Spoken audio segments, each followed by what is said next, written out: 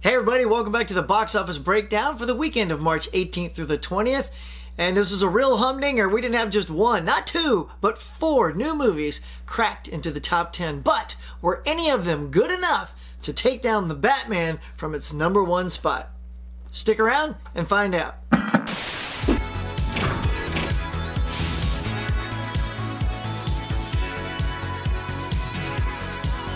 Alright, before we jump into this weekend box office for the weekend of March 18th through the 20th, if you're new to my channel, please do me a favor and get on down there and hit like and subscribe and hit that notification bell. I'd really appreciate it, especially that like button. Just keep on tapping. Really helps out my channel a great deal. Alright, now let's get to this box office breakdown for you. Before I tell you the number one, like you don't know, I just want to start with the competition that's coming out this next weekend. It's the only, in my opinion, the only real new movie coming out that I think stands a good chance about knocking the Batman off, and that is The Lost City with Sandra Bullock and Channing Tatum. This movie looks so good. I've seen the trailer a couple of times, and I'm just so happy to see Sandra get back to like doing some romantic comedy stuff. She's so good at that. For the first time this year, and this is an old movie, I saw The Proposal with her and Ryan Reynolds and Betty White. Absolutely love that film. It is so funny. So if she has any sort of chemistry and charm with Channing that she did with Ryan, I know I'm going to love this movie. So let's get to the top 10 though. Of course, no surprise, starting off is The Batman, which brought in, a good chunk of change at $36.8 million. That's the number, though. That's the number I'm sticking to, because the question is, you know it's going to keep dropping. Everything drops each week, right?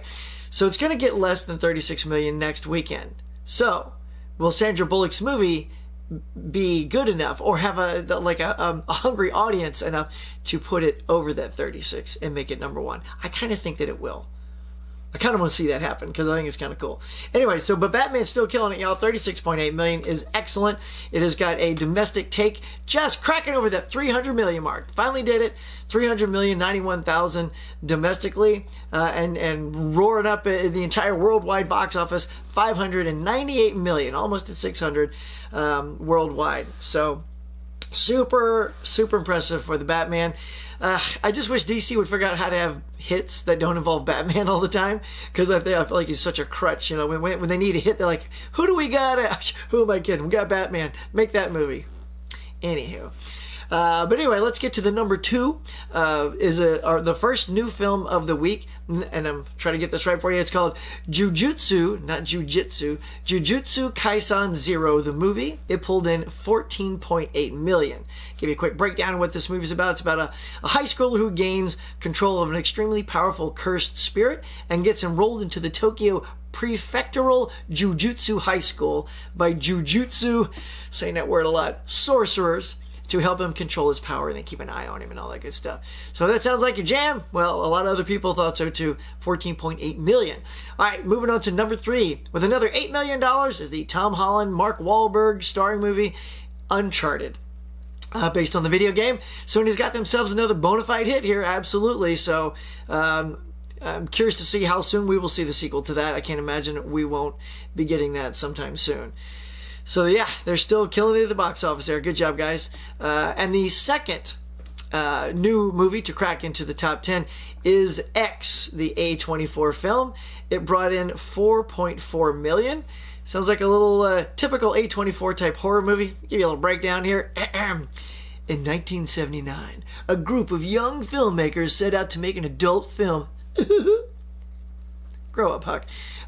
In rural Texas. But when their reclusive elderly hosts catch them in the act, the cast find themselves fighting for their lives. Really? Well, that explains why it's number 4 at 4.4 million. I don't know. Sounds like a real weak premise for a horror movie, but if it has lots of TNA, since they're shooting a porn movie, and really good kills, that could be all people need. But to change the subject to a much different subject matter, that's Channing Tatum with Dog. He's still in the top 5, so now I predict he'll certainly have 2 films in the top 10 next week. But will Dog be able to stay into that top 5? Will some of these other new ones like X and Jujutsu drop down? Because they're starting much lower than Dog did. So I'm curious if Dog will kind of stay at that number 5 and then Channing Tatum will be at number 1. Could that be the first time Channing Tatum has had 2 movies in the top 5? That'd be awesome. I'm rooting for you, Channing. Anyway, so it got another $4 million at the box office. That's your top five. In the bottom five, we got Spider-Man No Way Home finally getting under that top five with another $3.2 million. And then Death on the Nile with 1.7. They were at number 7. And then coming in at number 8 and 9 are the other two new releases of the week. And at number 8, it's The Outfit with 1.5 million. And that is about an expert tailor who must outwit a dangerous group of mobsters in order to survive a fateful night. So it sounds like a little fun crime drama kind of thing. And then at number 9, which doesn't sound as fun, it got 1.4 million. It's called The Kashmir Files. It's a story based on video interviews of the first-generation victims of the genocide of Kashmiri Pandit community of 1990. So, doesn't sound like your feel-good movie, but it did enough to crack into the top 10. But speaking of feel-good movies, people still love Sing 2, because that rounds out our top 10 with another $1.48 million. So kudos to the cats over there at Sing 2. All right, that is going to do it for the top 10 box office for the weekend of March 18th through the 20th. Now let's head on over to our favorite streaming services and see what's number 1.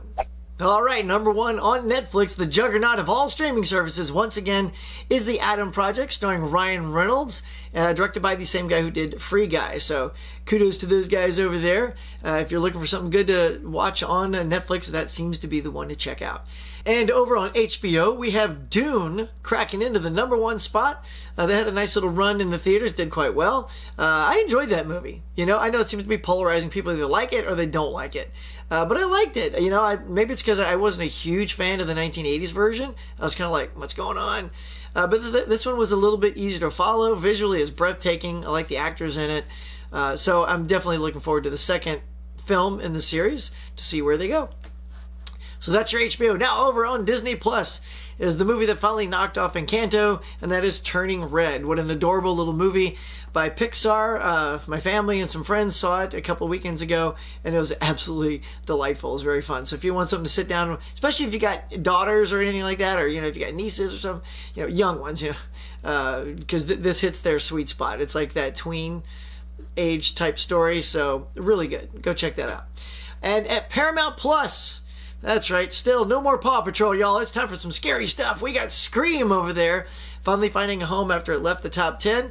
I love how these things just sort of are getting sort of a... Remember how it used to be like when they left the theater, it took like 6 months before you could get it on streaming or, you know, Redbox and all that stuff. Now it seems like they've got it down to this system where as soon as it's, like almost as it's leaving the cinemas, it's in the streaming services.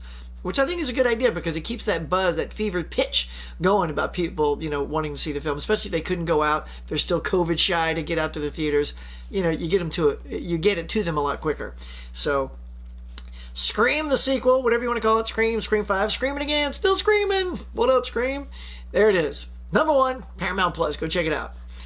And then still at number 1 on Hulu is Fresh. I mean, just look at this picture, man. It's got the hand in the meat bag. I'll pick that at my local Vons. That would be nasty, wouldn't it? Probably. Probably? What kind of weird place do I shop at? Anyway, so that's your number 1 at Hulu. And there you go. So now save the biggest for last because it's number 1 on 4 of the streaming services. And here you go. Spider-Man No Way Home. Still in the top 10 and crushing it here on streaming.